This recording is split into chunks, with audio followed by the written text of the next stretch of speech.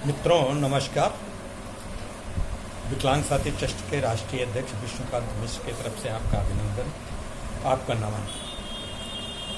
मैं आज आपको आज से यानी प्रत्येक बृहस्पतिवार से आपको व्यावसायिक पुनर्वास से संबंधित गतिविधियों के लिए जानकारी दिया करूँगा और दिव्यांग लोगों को स्वावलंबन की दिशा में ये हमारा एक विनम्र प्रयास होगा।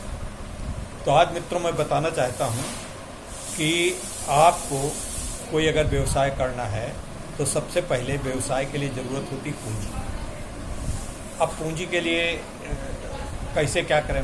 हाँ, एक बात पहले ये समझ लीजिए कि हर विकलांग व्यक्ति, मेरे पास भी बहुत पत्र आते कि कहीं नौकरी दिला दो, कहीं हमको स्किल करवा दीजिए, कहीं किस जगह पे स्किल हमारी उपयोग हो सके, ये ऐसी बातें आती हैं। एक तो मित्रों बता दें कि सरकारी नौकरी के लिए बहुत प्रतियोगिताएं हैं और नौकरियां कम हो रही हैं। प्राइवेट सेक्टर भी इस समय कोरोना के कारण थोड़ी सी लॉकडाउन की स्थिति में चला गया है। अब आपको स्वावलंबन बनने के लिए, अपने को नियोजित करने के लिए अपने पैरों पर खड़ा होने की आवश्यकता है। अब पैरों पर खड़े होने के लिए सबसे बड़ी ज़रूरत होती है आपके पास पूंजी। पूंजी का समाधान केंद्र सरकार के निर्देश पे बहुत पहले किया जा चुका था, लेकिन इस समय बहुत तेज़ी से निर्देश दिए जा रहे हैं और बहुत अच्छा काम करने के लिए उनको लक्ष्य दिए गए। ये लक्ष्य किसको दिए गए?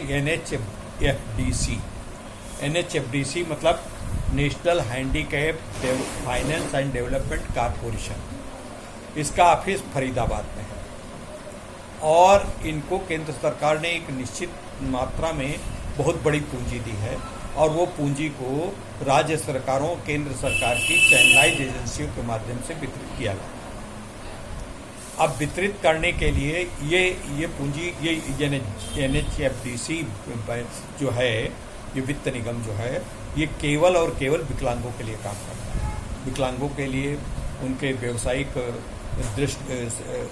चलाने के लिए, व्यवसाय चलाने के लिए ऋण देता है, घर बनाने के लिए ऋण देता है और अपना कुछ काम करने के लिए भी ऋण देता है, वाहन खरीदने के लिए ऋण देता है, ट्राइसाइकिल खरीदने के लिए ऋण देता है, मोटराइज्ड वाहन खरीदने के लिए भी ऋण देता है। खैर उन बातों पे मैं कभी बात में आपसे बात करूंगा। आज सबसे पहले आपको अपने पैरों पे वित्तीय रूप से आपको सशक्त बनाने के लिए मैं बात करना चाहता हूँ। वित्तीय रूप से सशक्त बनाने के लिए NHFDC ने बहुत ही क्रांतिकारी कदम उठाए। उन क्रांतिकारी कदमों में हर राज्य सरकार ने अपने यहाँ चैनलाइज एजेंसियाँ स्थापित की हैं। चैनलाइज एजेंसियों में बैंक हैं और उनके जिला विकलांग कल्याण अधिकारी विकलांग विभाग भी। विकलांग विभाग के माध्यम से भी और विकलांग विभाग के माध्यम से अगर नहीं कर सकते हैं, उसमें आपको परेशानी आने जाने में दिक्कत है, तो चैनलाइज एजेंसी यानी उनकी नेशनलाइज हर राज्य के अलग अलग बैंक हैं। उत्तर प्रदेश में जैसे सबसे बड़ी पंजाब एंड सिंध बैंक है और दूसरी है ओरिएंटल बैंक ऑफ कॉमर्स, जिसको कहते हैं OBC। तो इन दोनों बैंकों में जहाँ जहाँ पे हैं, अगर नहीं है तो आपके स्थान से नज़दीकी जिलों के स्थान पे जहाँ ये बैंक हैं वहाँ पे जाकर के आप संपर्क करें। और एप्लीकेशन का फॉर्म जो है आपको मैं बता देता हूँ, इनके www.nhfdc.nic.in से आप डाउनलोड कर सकते हैं। वो डाउनलोड कर सकते हैं। उस पर आपको ज़्यादा से बातें तो वेबसाइट पे नहीं मिल पाएंगी, थोड़ी बहुत बातें हैं उनको उनके नियमों और उपनियमों के विषय में समझने के लिए और उनके NHFDC की क्या है, पूंजी है, कहाँ से कौन कौन है, किस तरीके से आते हैं, वो सब बताएंगे। उससे आपका मतलब नहीं है, आपको मतलब है अपना वित्तीय रूप से सशक्त होना। अब वित्तीय रूप से सशक्त होने के लिए सबसे बड़ी समस्या ये है कि आप कल्पनाशीलता में न रहें। आपको यथार्थ पे आना होगा। यथार्थ पे आने के लिए आपको पहले अपनी क्षमता का आकलन करना होगा। अगर कोई तकनीकी शिक्षा लिए हैं तब तो बड़ी अच्छी बात, नहीं तकनीकी शिक्षा लिए हैं तो कम पूंजी में आप काम कराने के लिए योजना बनाएं। अब योजना इसमें मिल कहाँ सकता है? 50,000 से लेकर के 5 करोड़ तक ऋण मिल सकता है। 50,000 से 5 लाख तक के चैनलाइज एजेंसियाँ यानी बैंक दे सकते हैं। इसके ऊपर 5 लाख से ऊपर अगर आपको लेना है तो NHFDC के मुख्यालय में आपको अप्लाई करना पड़ेगा चैनलाइज एजेंसियों के माध्यम से। खैर वो तो बड़ी बात है। मैं सबसे पहले अपने दिव्यांग लोगों को ये सलाह देना चाहता हूँ कि कम पूंजी में 50,000 से लेके 1 लाख, 1.5 लाख, 2 लाख, जितना कम पूंजी से आप चलाएं, फिर दोबारा भी मिल सकता है ऋण आपको, और ऋण बहुत कम ब्याज दर पे। अब 5% की ब्याज दर पे आपको 50,000 से लेकर के 2 लाख तक 5% की ब्याज दर मिल सकता है। इसके ऊपर 6% और इसी तरीके से अलग अलग दरें कुछ बढ़ती है, लेकिन खैर ले सकते हैं। अब इसमें यथार्थ पे आपको चलना होगा। जैसे आपको इसके लिए अपना एक दुकान बनानी होगी, अपना एक प्रतिष्ठान बनाना होगा, या आपको अपना एक जहाँ पे फैक्ट्री डालनी है वो फैक्ट्री के लिए जगह तय करनी होगी। वो जगह आपकी अपनी है तब तो अच्छी बात है, नहीं तो 5 साल के लिए कम से कम आपका डीड होनी चाहिए, उनका एग्रीमेंट होना चाहिए। 5 साल की डीड एग्रीमेंट होने से आपका ये तय होना चाहिए कि बीच में वो जिसका स्वामी है, स्वामित्व तो है, वो आपसे खाली नहीं करा लेगा। ये हो। फिर इसके बाद एक प्रोजेक्ट रिपोर्ट है।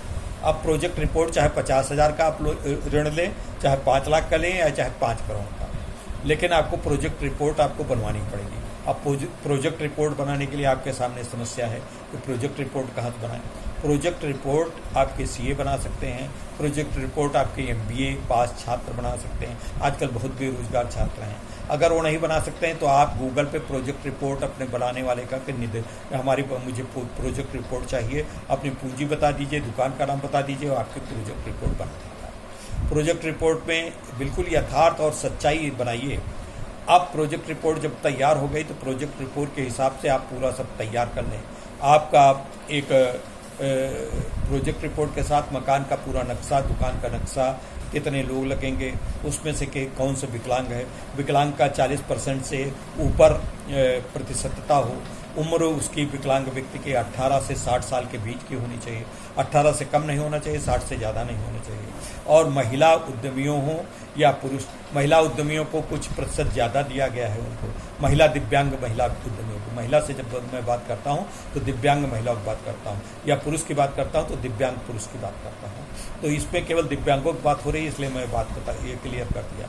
फिर इसके बाद आपको प्रोजेक्ट रिपोर्ट तैयार करनी। प्रोजेक्ट रिपोर्ट तैयार करने के बाद आपकी प्रोजेक्ट रिपोर्ट उस जो आपने डाउनलोड किया फॉर्म उसके साथ लगाते हुए अपनी फ़ोटो, अपना आधार कार्ड, अपने 2 लोगों की संस्तुति, और अगर संभव हो तो जिला विकलांग कल्याण अधिकारी की संस्तुति हो। जिला विकलांग कल्याण अधिकारी की संस्तुति नहीं है तो कहीं किसी जनप्रतिनिधि की अगर संस्तुति हो जाए। जनप्रतिनिधि से तात्पर्य है विधायक, सांसद, माननीय सांसद, माननीय विधायक, या प्रमुख, या आपके जिला परिषद का कोई सदस्य, या आपका वार्ड मेंबर, या ग्राम पंचायत का प्रधान। इन चीज़ों, इनकी संस्तुति का एक पत्र लगा दीजिए और वो लिखें कि इस व्यक्ति को मैं जानता हूँ। अच्छा, इसके अलावा आपको सबसे पहले ये बात दिमाग में रख लेनी है कि हमको इसमें अभी पाने के लिए कोई आपका अधिकार नहीं है। आप उनसे लोन पाने जा रहे हैं, लोन के लिए लड़ाई आप नहीं कर सकते कि हमको लोन दीजिए गवर्नमेंट का। वो आपको अब वहाँ जब आप अप्लाई करेंगे तो उनका बैंक का अधिकारी आपसे प्रश्न पूछेगा, उनके प्रश्नों में उसमें कमी निकालेगा, तो जो कमियां निकालें उनको धैर्यपूर्वक सुन करके उनका समाधान करिए। धैर्यपूर्वक समाधान करने के बाद आप उसको जमा कर दीजिए। फिर वो 30 दिन के अंदर, ज़्यादा अधिकतम 30 दिन है, 30 दिन के अंदर आपका सर्वे करने आएंगे, वेरिफिकेशन करने आएंगे कि कहाँ दुकान खोल रहे हैं, उस दुकान में जो सामान, जिस चीज़ का आप जो भी व्यवसाय करने जा रहे हैं उसकी मार्केटिंग क्या होगी, उसकी मार्केटिंग क्या फीसिबल है, वहाँ पे क्या उचित है। आप मान लीजिए कि आप गांव में रहते हैं और बहुत बड़ा एक बिजनेस ऐसा कोई खोल दे जहाँ पे जो मेट्रो सिटीज़ की आवश्यकता, तो बेकार हो जाएगा। या मेट्रो सिटीज़ में गांव की बिजनेस खोल दें तो बेकार हो जाएगा बहुत छोड़। मेट्रो सिटीज़ में तो खैर गांव का भी बिजनेस चल जाता कि क्योंकि वहाँ गांव के लोग आते जाते हैं। लेकिन अब इसमें कौन कौन से रोजगार चल सकते हैं, जैसे आपके साइकिल का निर्माण है, और आपका कोई इस प्रकार से बहुत सारे बिजनेस है, कंप्यूटर का है, नेट मार्केटिंग का क्षेत्र है, फ़ोटो स्कैनर का है, फ़ोटो मशीन का काम कर सकते हैं, और इस तरीके से छोटी दुकानें। बड़ी दुकान के लिए तो प्रोजेक्ट है, अलग अलग फैक्ट्रियाँ, अलग अलग प्रोजेक्ट हैं, उस पर हम फिर कभी बात आपसे करेंगे। तो इस प्रकार से तैयार करें, फिर आपकी निष्ठा रहे कि हमको ये काम करना है। अच्छा, ये काम ये वही दिव्यांग या महिला या पुरुष कर सकते हैं जो कम से कम इंटरमीडिएट पास हो। अशिक्षित के लिए ये नहीं है, इंटरमीडिएट पास हो, अगर ग्रेजुएट है तो ज़्यादा अच्छा।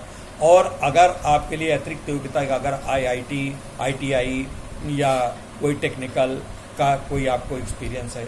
उसमें बड़े छोटे छोटे वो हैं, जैसे टेक्नीशियन है, जो कारपेंटर्स हैं, गोल्ड स्मिथ है, इन सब चीज़ों के लिए भी आपको बहुत सा लोन मिल सकता है। तो इनके लिए अप्लाई करिए, और अप्लाई करने के बाद फिर आपको ये भी दिखाना पड़ेगा कि क्या आप स्वयं करेंगे या आप दूसरों की सहायता लेंगे। दूसरों की सहायता उस प्रतिष्ठान में क्या विकलांग लोगों को भी आप नौकरी देंगे? अगर विकलांग लोगों को नौकरी देंगे तो आपको अतिरिक्त कुछ छूट भी मिलने का प्रावधान है। तो इस प्रकार से ये मित्रों आपके लिए मैंने ये बात बताई, और इसको आप तत्परता से बड़े दृढ़ संकल्प के साथ अब नौकरी पाने का सपना भूल जाइए। नौकरी न तो आप पा पाएंगे जल्दी, और न नौकरी पा करके आप इतना खुशहाल हो पाएंगे। इसके अलावा बहुत सारी अब अगले दिन, अगले बृहस्पति को मैं कुछ और नई बातें आपको बताऊंगा। तब तक के लिए मित्रों नमस्कार, जय हिंद।